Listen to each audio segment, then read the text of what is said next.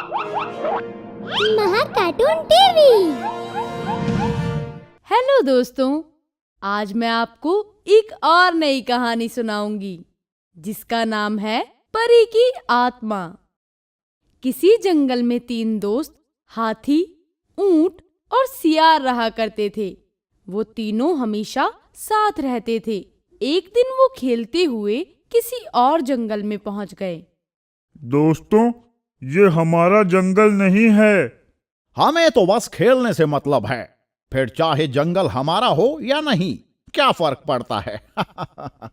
मैंने सुना है कि ये एक भूतिया जंगल है, हमें यहाँ नहीं रुकना चाहिए। ऊंट भाई, इसे डरने दो, हम खेलते हैं। हाथी की बात को नजरअंदाज करके ऊंट और सियार खेल में मग्न हो जाते हैं। शाम होने के बाद वो तीनों अपने जंगल का रास्ता ढूंढने लगते हैं, लेकिन अंधेरे की वजह से उन्हें रास्ता नहीं मिलता। यहाँ तो सभी रास्ते एक जैसे लग रहे हैं, अब हम क्या करें?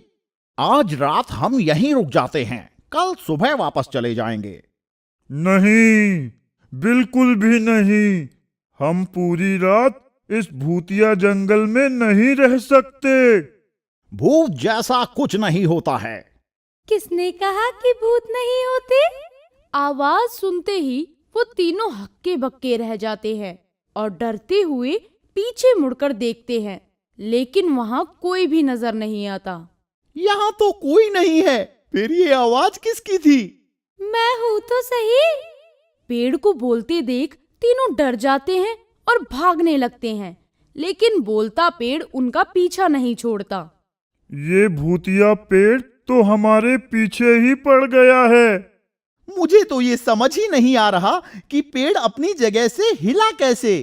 मैं पेड़ नहीं, उसके अंदर बसी आत्मा हूँ जो एक पेड़ से दूसरे पेड़ में जा सकती है। इसके बाद वो आत्मा उन्हें परेशान करने लगती है। बचने के लिए वो तीनों इधर उधर भागते हैं, लेकिन आत्मा उनका पीछा नहीं छोड़ती। बहुत देर तक इसी तरह भागते रहने के बाद जब वो तीनों थक जाते हैं तो आराम करने के लिए एक पेड़ के नीचे बैठ जाते हैं। तभी वो पेड़ उनके ऊपर सूखे पत्तों और छोटी छोटी नुकीली टहनियों की बारिश करने लगता है। बहुत दिनों से उबाऊ समय बीत रहा था, आज तो मजा ही आ गया। अगर तुम इतनी ही ताकतवर आत्मा हो तो पेड़ के अंदर बैठकर बातें क्यों कर रही हो? बाहर क्यों नहीं निकलती? तुम ये क्या बोल रहे हो? अगर वो सच में बाहर आ गई तो हमारी खैर नहीं। अरे कुछ नहीं होगा। अगर इसे जान लेनी ही होती तो हमें इस तरह परेशान नहीं करती, बाहर निकलकर सीधा मार देती। इसलिए अब हमें इसे इसी के जाल में फंसाकर हराना होगा। वो कैसे?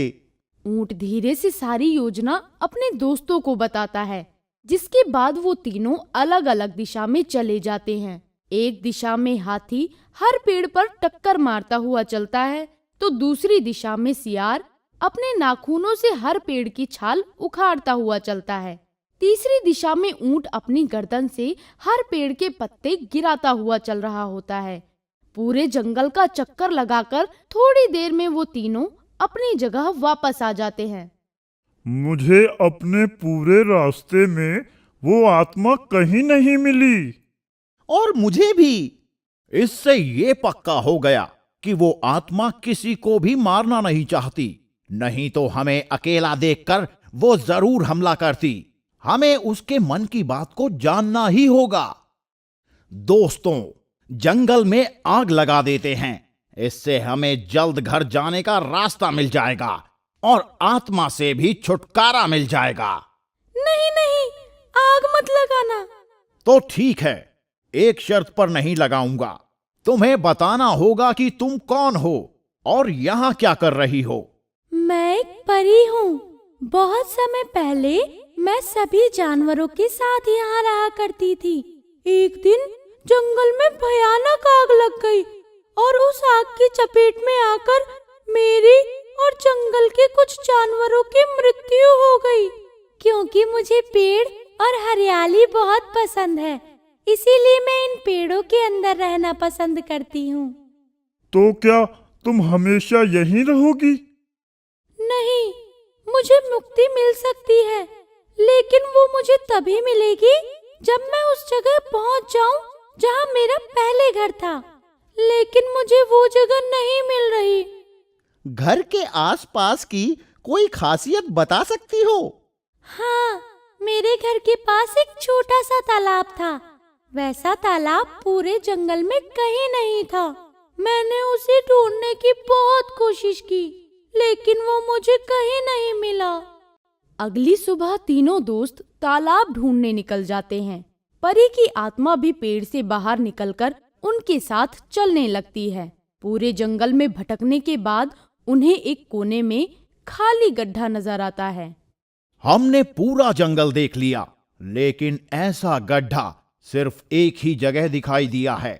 मुझे लगता है ये वही तालाब है जो सूख जाने की वजह से परी को कभी नहीं मिला। तालाब के पास पहुंचकर परी की आत्मा इधर उधर देखने लगती है और वापस अपने घर पहुंचकर बहुत खुश होती है। वो तालाब के पास एक पेड़ पर जाकर बैठती है और उन तीनों दोस्तों को धन्यवाद बोलकर गायब हो जाती है।